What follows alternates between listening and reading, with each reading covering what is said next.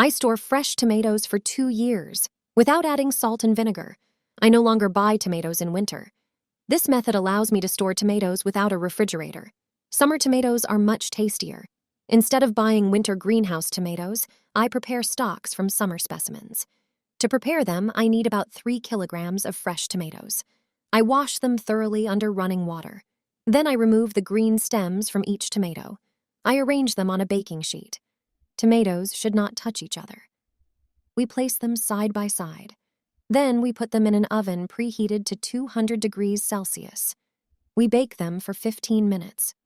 After that time, I take the baking sheet out of the oven and leave it to cool for a few minutes. I prepare large jars. Mine have a capacity of over 1.5 liters. Using a spoon, I place the tomatoes in the jar. I do this gently so as not to tear the skin. I fill the jar with them. Always before I close the jar, I do one thing. My grandmother taught it to me. Thanks to her, preserves don't spoil. I pour a little alcohol onto a paper towel. Then I wipe the lid and the jar's opening with it. Alcohol kills the bacteria on it. A disinfected jar gives me the assurance that the preserve will not spoil. Then I pour water into a large pot. I place kitchen towels on the bottom. They are essential for canning jars. When the water starts to boil, I put the jars with tomatoes in it. It's important for them to stand on the towel.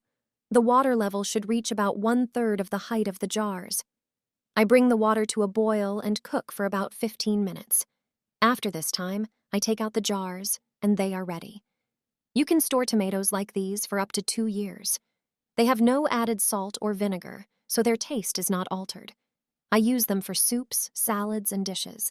They taste much better than winter supermarket tomatoes. I store the jars in a dark and cool cellar. I have fresh tomatoes all year round.